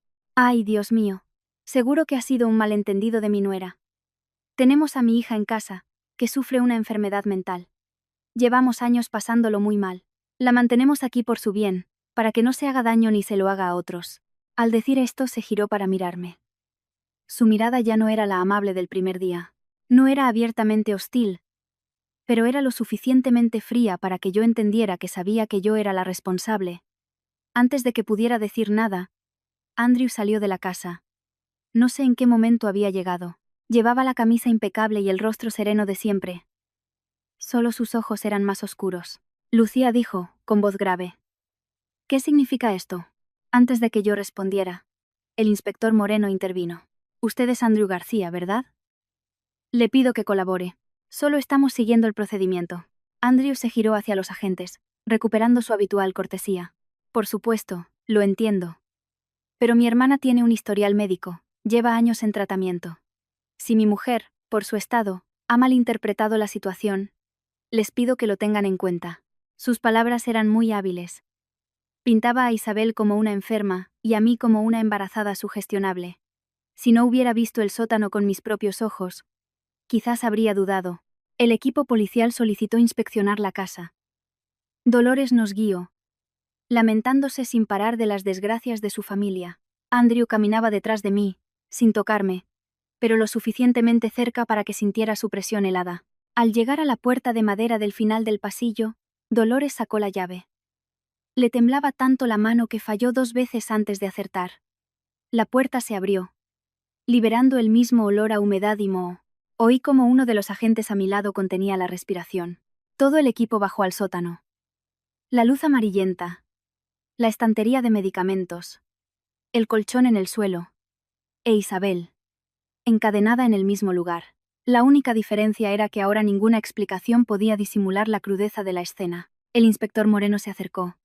Examinó el grillete en el tobillo de Isabel y las condiciones del lugar. Otro agente tomaba fotos. Isabel estaba encogida. Sus ojos se movían de un rostro a otro. Al verme, se estremeció, y lentamente, se puso en pie. Isabel, la llamé en voz baja. No me respondió.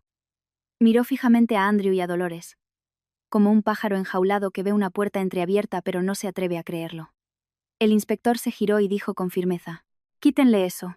«No pueden», exclamó Dolores. «Si le da una crisis, es peligrosa». Andrew también se adelantó. «Tengan cuidado, no controla sus actos». Pero el candado fue cortado. El sonido metálico resonó en el sótano, poniéndome la piel de gallina.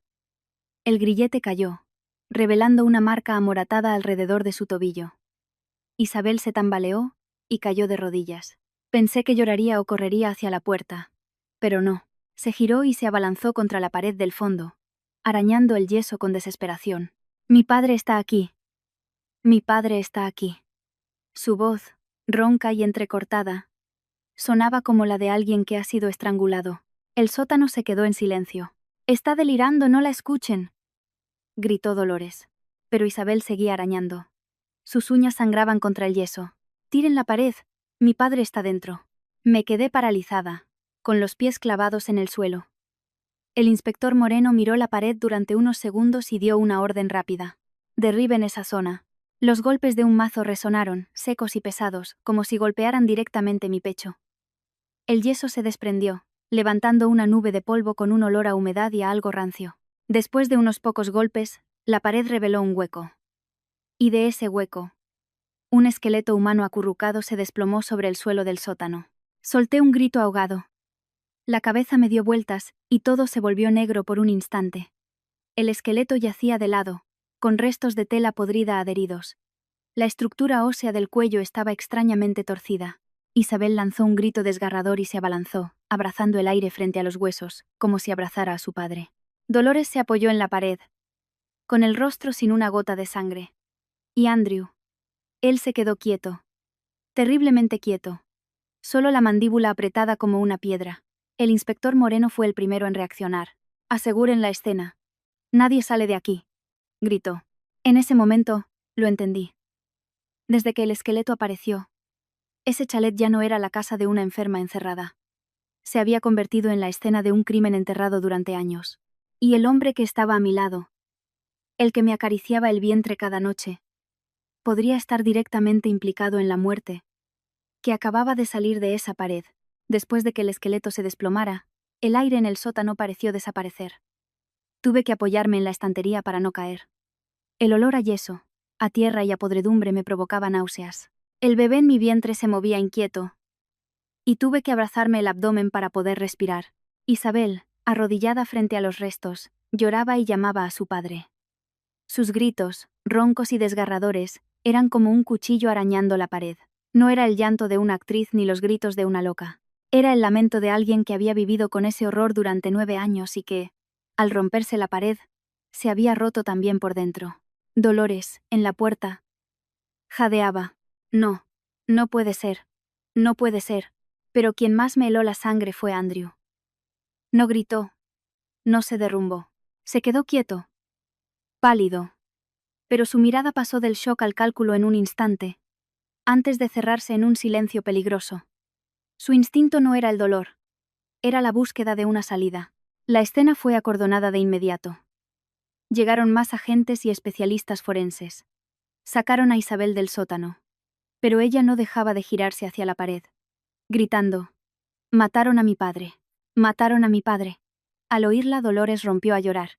«Hija, no digas esas cosas, que me asustas». La miré, y por primera vez, su llanto no me dio pena, solo agotamiento. Era como una cortina de humo para ocultar a quien estaba detrás. Nos ordenaron permanecer en la casa para prestar declaración. Afuera, el cielo se había oscurecido, y el viento golpeaba las ventanas. En el salón iluminado, reinaba un silencio tenso. Yo estaba sentada en un extremo del sofá, agarrada al borde del vestido. Andrew estaba cerca, con la espalda recta. No nos mirábamos. A veces, el silencio es más aterrador que una discusión. Una hora después, un hombre con un traje oscuro y un maletín entró en la casa. Miró a su alrededor y se dirigió a Andrew. «Soy el abogado de la familia», dijo, con voz firme y acostumbrada a manejar crisis. Supe al instante que no había venido a llorar a un muerto, sino a construir la mejor defensa para su cliente. Tras un breve intercambio con la policía, el abogado se sentó y dijo con calma: «Creo que debemos ser muy prudentes. El hallazgo de unos restos es grave, pero no podemos deducir que sea un asesinato». Sentí las manos heladas. Continuó, como si colocara los ladrillos de una vía de escape. «El señor García padre falleció hace mucho tiempo. En esa época, la empresa familiar pasaba por una crisis y había una enferma mental en casa. En un momento de pánico, es posible que se ocultara el cuerpo por miedo al que dirán, pero eso no implica que se le quitara la vida». En cuanto a las declaraciones de la señorita Isabel, dijo, mirando hacia la escalera, deben evaluarse en el contexto de su largo historial de trastornos mentales. Cada palabra era como una losa sobre mi pecho. La verdad apenas había salido a la luz y ya intentaban cubrirla con otra interpretación, hábil y razonable. El inspector Moreno no discutió. «Todo dependerá de la autopsia y la investigación. Nadie aquí va a suplantar a la justicia». Entendí su contención. En un caso así, las emociones son un arma para el culpable. La calma era la mejor estrategia. Esa noche no volví con Andrew. El inspector Moreno dispuso que me llevaran a un lugar seguro en el centro de la ciudad. En el coche, apoyé la cabeza en el asiento, agotada, pero mi mente no se detenía. Los restos en la pared eran de mi suegro, de eso no había duda. Pero, ¿quién lo mató? ¿Por qué encerraron a Isabel?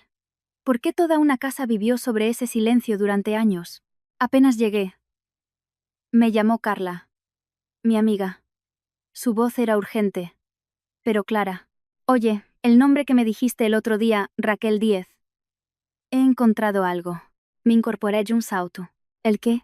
«Fue directora de comunicación en la empresa de tu marido. No hay mucho, pero he encontrado rastros en internet. Y lo más importante». Hizo una pausa. «Hace 3 años. Murió en un accidente de moto. Pero poco antes, había ido a una revisión ginecológica. Estaba embarazada». Sentí la garganta seca. «¿Embarazada?» «Sí. No he podido confirmar de quién. Pero con la reacción del asistente de tu marido, no creo que esto sea una coincidencia». Me quedé en silencio, recordando la foto cortada en el ordenador. La mujer junto a Andrew. El nombre de Raquel oculto. Carla añadió, con voz grave. «Lucía, te lo digo en serio. Tu marido no es solo un hombre con secretos. Aquí hay algo muy turbio». Ya no lo negué. Yo misma empezaba a considerar una posibilidad aterradora. Que el muerto de la pared no fuera el primero en ser silenciado por la ambición y la sangre fría de Andrew. Esa noche, me quedé despierta mucho tiempo, con la mano en el vientre. Ser madre me daba más miedo, pero también más lucidez. Antes podía intentar autoengañarme. Ahora, no. Por un lado, un esqueleto. Por otro, una mujer llamada Raquel, muerta en un sospechoso accidente mientras estaba embarazada. Y en el centro, Andrew. El hombre que nunca me había levantado la voz, pero que, cuanto más pensaba en él, más olía a cosas que habían sido limpiadas demasiado bien. Dicen que no hay secreto que dure 100 años. Solo que no imaginaba que algunos, al salir a la luz, estuvieran manchados de sangre. 2 días después de que sacaran el esqueleto de la pared, pude volver a ver a Isabel. La habían trasladado a un ala vigilada de un hospital en la ciudad. Ya no había cadenas, ni bombillas tenues, ni el olor a moho del sótano. Pero al llegar a la puerta de su habitación, sentí una punzada en el corazón. Hay miedos que se arraigan tan profundamente que un cambio de lugar no basta para disiparlos. Isabel estaba sentada en la cama, vestida con el pijama del hospital. Su piel seguía pálida y sus manos, sobre la manta, se abrían y cerraban nerviosamente, como si aún no creyera que podía estar quieta sin temor. En la habitación olía a desinfectante. Pero si una puerta se cerraba de golpe en el pasillo, sus hombros se encogían de un respingo. Entré despacio.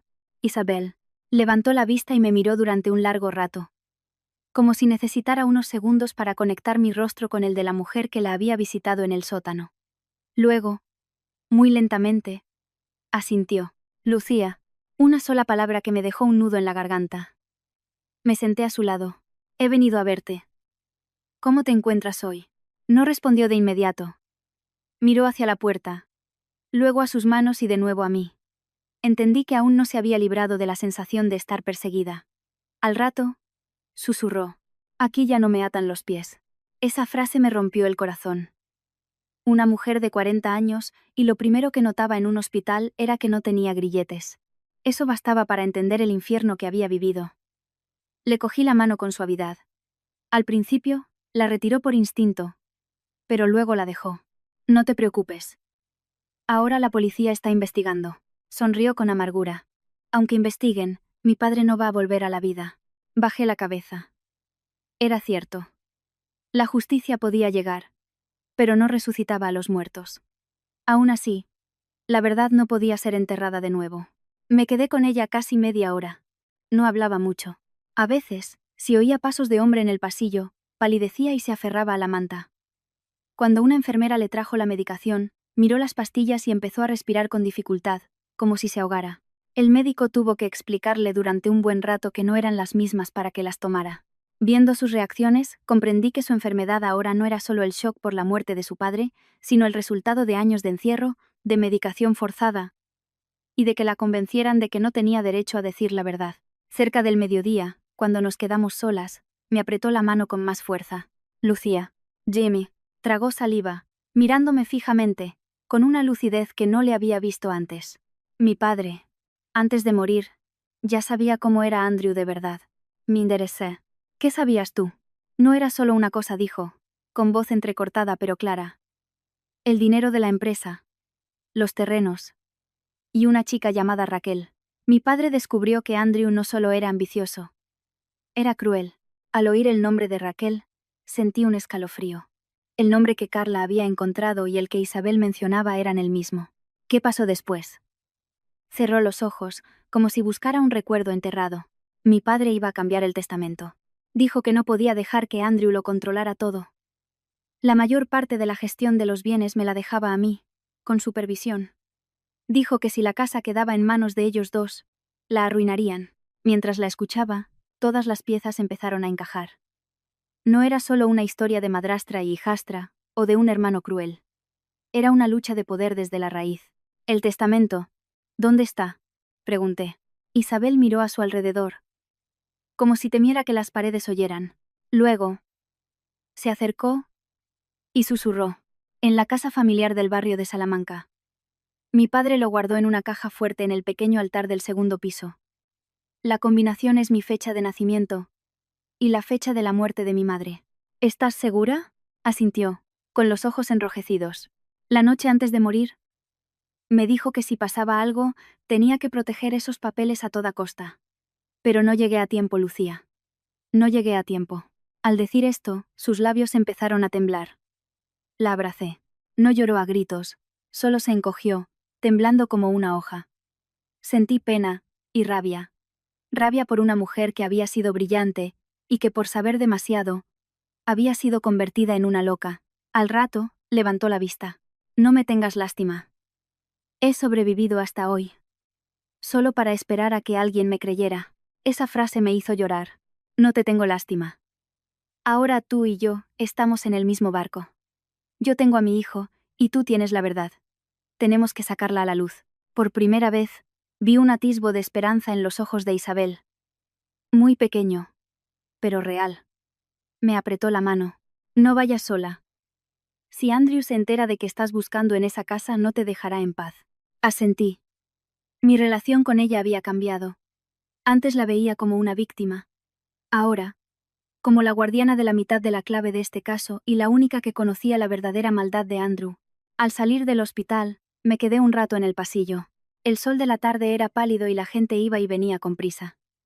Puse la mano en mi vientre y sentí a mi hijo moverse.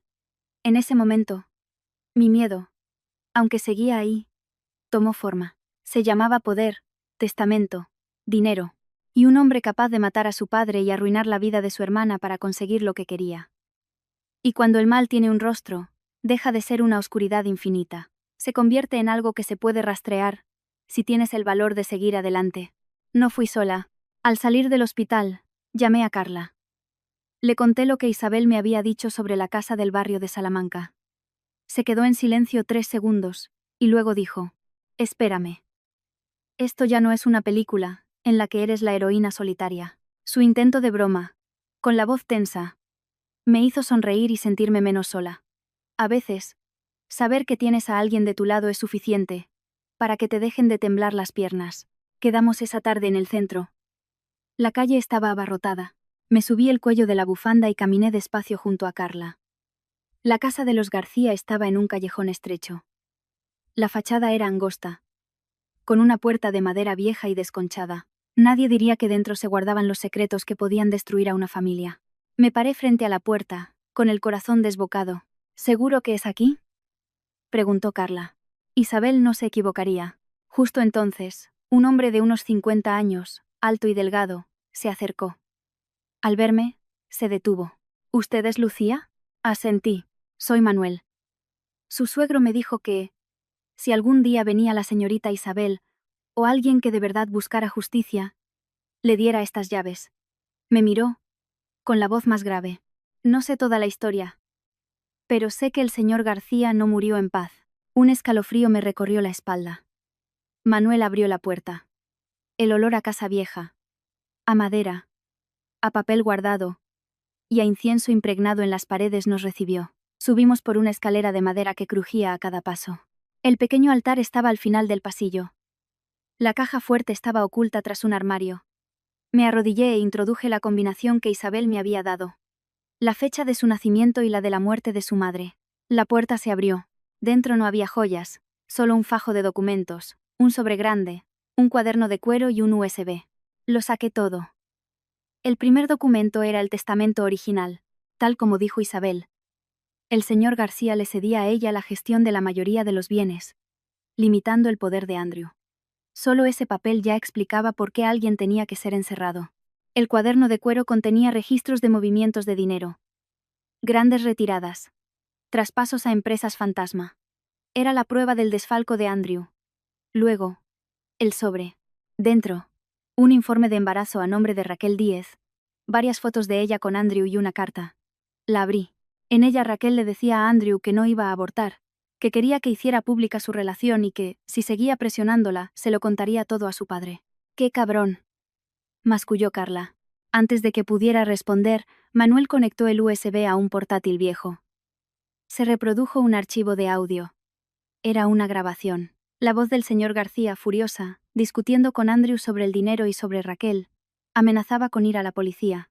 Luego, se oían los llantos de Dolores y la voz de Andrew, fría como el hielo. «Si le das todo a esa mujer, no te quejes de las consecuencias». Después, un forcejeo, un golpe sordo y un sonido ahogado, como el de alguien siendo estrangulado. Me quedé sin aliento. La habitación pareció congelarse. De repente, desde la planta de abajo, se oyó un estruendo. La puerta de entrada había sido derribada. «¡Mierda!», gritó Carla. Oímos pasos subiendo la escalera. Una voz ronca gritó: «Rápido, arriba». Me abracé a la bolsa con los documentos. Carla me empujó hacia atrás mientras Manuel bloqueaba la puerta del altar con el armario. Los pasos se acercaban. Sabía que Andrew no me dejaría salir de allí con esas pruebas. La puerta empezó a temblar por los golpes. «Hay una salida por detrás», gritó Manuel, abriendo una pequeña ventana que daba a un tejado. Carla saltó primero y me ayudó a bajar. Mi embarazo hacía cada movimiento una tortura. Dentro, la puerta se rompió. Oí a Manuel gritar. Al mirar atrás, vi cómo un hombre lo agarraba y lo arrastraba hacia adentro. La imagen se me clavó en el corazón, pero no podía detenerme. En mis manos estaba el testamento, el USB, la carta de Raquel Y en mi vientre, una vida. Al llegar a la calle, apenas podía respirar. Carla llamó al inspector Moreno, hablando a toda prisa. Menos de 10 minutos después, un coche de policía llegó. Me subieron. Y Carla se sentó a mi lado con la bolsa. El inspector Moreno echó un vistazo a los documentos. Su expresión cambió. Esto ya no es una sospecha, dijo. Me recosté en el asiento, temblando. De un trozo de papel. Habíamos llegado a esto. Un esqueleto. Un testamento. Pruebas de un desfalco. La carta de una mujer muerta y un intento de asesinato en pleno centro de Madrid. Andrew ya no tenía escapatoria. Pero un animal acorralado es siempre el más peligroso. Esa noche, me llevaron a un lugar seguro. Día siguiente, seguro. Al día siguiente la policía informó de que Andrew había desaparecido. No había sido una huida improvisada. Lo tenía todo preparado. El teléfono apagado. El coche abandonado. Movimientos de dinero sospechosos. Silvia, su asistente, también había desaparecido. El hombre que me colocaba la bufanda cada mañana tenía un plan de fuga listo desde hacía tiempo. Apenas tuve tiempo de asimilarlo cuando la desgracia volvió a golpear. Esa tarde, el inspector Moreno me trasladaba a otro lugar seguro. Empezó a llover. Sentada en el asiento trasero, miraba por la ventanilla. Al pasar por una calle desierta, una furgoneta salió de un cruce y nos embistió. El impacto fue tan brutal que solo oí un estruendo y sentí como mi cuerpo era lanzado hacia un lado. Cristales rotos. El chirrido de los frenos y gritos se mezclaron con el sonido de la lluvia. Antes de que pudiera reaccionar, la puerta de mi lado se abrió de golpe. Un hombre con una barra de hierro se abalanzó hacia mí. Desde delante, sonó un disparo de advertencia. El inspector Moreno y sus compañeros respondían al ataque bajo la lluvia. Nuestro coche estaba destrozado. Y yo sentí un dolor agudo y desgarrador en el bajo vientre. Miré hacia abajo. Un líquido caliente empapaba mi vestido. Había roto aguas. En ese instante todos los ruidos de fuera se desvanecieron. Solo oía mi corazón y el dolor que me retorcía por dentro. Me mordí el labio hasta sangrar. Ahora no, mi niño. Ahora no puedes nacer. Pero el cuerpo de una mujer no siempre obedece a la razón. Un agente se metió en el coche para ayudarme. Su rostro estaba empapado. Lucía, mírame. Respira conmigo. Me agarré a su brazo. El dolor era tan intenso que no podía hablar. Fuera. Secución continuaba. Pero mi mundo se había reducido a ese coche destrozado. El olor a sangre y a lluvia. Y mi bebé, que intentaba nacer demasiado pronto. Di a luz allí mismo, en ese coche abollado. El bebé era tan pequeño que, al verlo, mi corazón se detuvo. Soltó un llanto débil, casi inaudible, y lo envolvieron en una manta de emergencia. Rompí a llorar. Mis lágrimas se mezclaron con la lluvia. Nunca en mi vida había sentido la muerte y la vida tan cerca al mismo tiempo. Después, todo fue un torbellino. La ambulancia, las luces, las voces, el pitido de las máquinas. Pero algo había cambiado en mí. Ya no era la esposa que desvelaba los secretos de su marido, era una madre. Y cuando eres madre, el miedo ya no es solo por ti.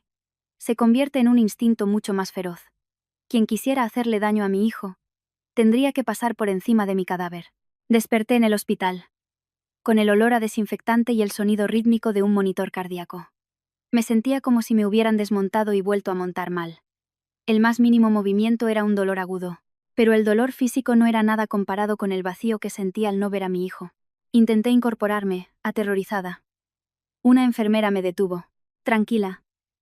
Su bebé está en cuidados intensivos. Al oír intensivos, las lágrimas brotaron. ¿Está vivo?, pregunté, con la voz rota. La enfermera asintió. Nació muy prematuro. Pero está estable. Los médicos lo están vigilando. Cerré los ojos. Aliviada. A veces, un simple llanto es suficiente para devolverle la vida a una madre. Poco después, entró el inspector Moreno. Su rostro reflejaba el cansancio de una noche en vela. ¿Cómo se encuentra? ¿Quién nos atacó?, pregunté. La banda de un tal El Cicatriz respondió. Hemos detenido a 2. Su objetivo no era asustarla. Era matarla. Me agarré a la sábana. Lo sospechaba. Pero oírlo me heló la sangre. Andrew estaba acorralado y dispuesto a todo. El inspector dejó un objeto sobre la mesita de noche. Lo reconocí al instante. Era el Doppler fetal que Dolores me había regalado, diciéndome con cariño: para que oigas a mi nieto cuando quieras. En su momento, me había emocionado. El inspector lo cogió. Nuestros técnicos lo han examinado. Lleva un localizador GPS y un micrófono en miniatura. Me quedé sin palabras. Todas las preguntas que me había hecho, ¿por qué Andrew siempre sabía dónde estaba? ¿Por qué los matones llegaron tan rápido a la casa de Salamanca? Todo se aclaró. El regalo de una suegra amorosa era un dispositivo de espionaje. Me reí. Una risa seca y amarga. El diablo se viste de santo. Y el inspector continuó: no hemos quitado el chip. Quiero usarlo. Entendí al instante. Como cebo. Ellos creen que todavía la tienen localizada. Si cortamos la señal, cambiarán de táctica. Pero si la dejamos, podemos hacer que oigan lo que nosotros queramos. Miré por la ventana. Afuera lloviznaba. En una incubadora, mi hijo luchaba por cada aliento, mientras su padre intentaba matar a su madre. Una rabia fría se apoderó de mí, superando el miedo. Hagámoslo. El plan se preparó esa misma noche. El Doppler se quedó en la mesita. En mi habitación, hablé en voz alta con el inspector Moreno, fingiendo que la policía buscaba a Dolores en la frontera, que mi habitación apenas tenía vigilancia, y que el testamento y el USB estaban conmigo por seguridad. Todo fue dicho de forma clara, para que el micrófono lo captara, y el pez mordió el anzuelo. Pasada la medianoche, 2 figuras vestidas de enfermeros entraron en mi habitación, que estaba vacía. Habían puesto un maniquí en mi cama. Uno de ellos se acercó con una jeringuilla. Justo cuando iba a clavarla en el bulto de la manta, las luces se encendieron y las puertas se abrieron. La policía los redujo en segundos. Por la mañana, confesaron. El cicatriz recibía órdenes directas de Andrew. Silvia, la asistente, les había proporcionado los planos del hospital y los horarios del personal. Ella también había ayudado a Andrew a falsificar documentos para ocultar la muerte de Raquel. La red era tan tupida que, de no ser por el cebo, habrían seguido intentándolo. Ese mismo día, Dolores fue detenida en la frontera, con dinero, oro y documentación falsa. Al saberlo, sentí un frío glacial. La mujer que rezaba con el rosario en la mano había elegido huir con el botín, como si en su casa nunca hubiera habido un muerto. Pero la pesadilla no había terminado. Por la tarde, recibimos otra noticia. Isabel había desaparecido del hospital. No hacía falta que nadie lo dijera. Sabía quién estaba detrás. Un hombre sin nada que perder siempre juega su última carta. Y para Andrew, su hermana era el último testigo vivo y la espina que llevaba clavada durante 9 años. Tumbada en la cama, comprendí que la batalla final había llegado. Y esta vez, no se trataría solo de mí. Andrew iba a arrastrar a todos a su caída. Apenas llegó la noticia de la desaparición de Isabel, mi teléfono sonó. Una videollamada de un número desconocido. Al contestar, vi el rostro de Isabel. Estaba atada a una cama de hierro, en lo que parecía una habitación de hospital abandonada. Andrew entró en plano. Estaba más delgado, con barba de varios días, pero su mirada era aterradora. Ya no había rastro del marido cortés. Eres más lista de lo que pensaba, Lucía. Suelta a Isabel, dije, intentando que no me temblara la voz. Se rió. Una risa hueca. ¿A estas alturas todavía me tratas con respeto? Si no te hubieras metido. Te elegí porque eras huérfana, manejable, perfecta para ser mi esposa trofeo y darme un heredero. Pero me has salido rana. Cada palabra era una puñalada. Pero mi mente estaba más clara que nunca. Sabía que la policía estaba rastreando la llamada. Tenía que ganar tiempo. Andrew. Se ha acabado. Entrégate. Mi vida la habéis destrozado tú y esta zorra, dijo, sacando una jeringuilla. Mi padre murió por no entender. Raquel murió por no obedecer. Si hoy Isabel se calla para siempre, al menos tendré unos días de paz. Isabel se revolvió. Eres un monstruo, Andrew. Él la abofeteó. Para, grité. En ese instante, se oyó un ruido fuera de la pantalla. Un grito. Policía. Suelte el arma. El rostro de Andrew se descompuso. Se abalanzó sobre Isabel con la jeringuilla, pero la puerta se abrió de golpe. Agentes de operaciones especiales irrumpieron en la habitación. La pantalla se sacudió. Vi cómo reducían a Andrew. Cómo le retorcían el brazo. Gritó. Un sonido animal. Irreconocible. La llamada se cortó. Me quedé paralizada. Las lágrimas corrían por mi rostro. No por amor, sino porque todo, por fin, había llegado a su fin. El hombre al que había llamado marido, al que había creído mi hogar, era en realidad un abismo. El resto se desarrolló a lo largo de varios meses. Un largo y lento suspiro de justicia. La autopsia confirmó que el señor García murió por estrangulamiento. El USB, el testamento, la carta de Raquel y los testimonios de los sicarios, de Silvia y de Isabel no dejaron lugar a dudas. En el juicio, las manos de Isabel aún temblaban. Pero su voz, por fin, no estaba sola. Dolores fue condenada a cadena perpetua. Andrew recibió la pena máxima. Silvia, el cicatriz y el resto de cómplices pagaron por sus crímenes. 3 años después, estoy con mi hijo en una playa de la costa andaluza. El viento huele a sal. El niño que nació en una noche de lluvia y muerte, ahora corretea por la arena, gritando mamá. Isabel ha abierto una pequeña pastelería cerca de mi colegio. Aún tiene la cicatriz en el tobillo y le asustan los ruidos metálicos, pero ya puede mirar al sol sin agachar la cabeza. Ya no necesitamos un chalet imponente, ni la admiración de nadie. Lo más valioso es que, en nuestra nueva casa, nadie tiene que fingir. De toda esta historia, solo he sacado una lección. No te fíes de las palabras dulces, porque no siempre esconden un corazón bondadoso. En un hogar, lo más valioso no es la riqueza, sino la honestidad. Hay maldades que se disfrazan muy bien de virtud, pero no hay secreto que el tiempo no revele. Y al final, cada uno cosecha lo que siembra.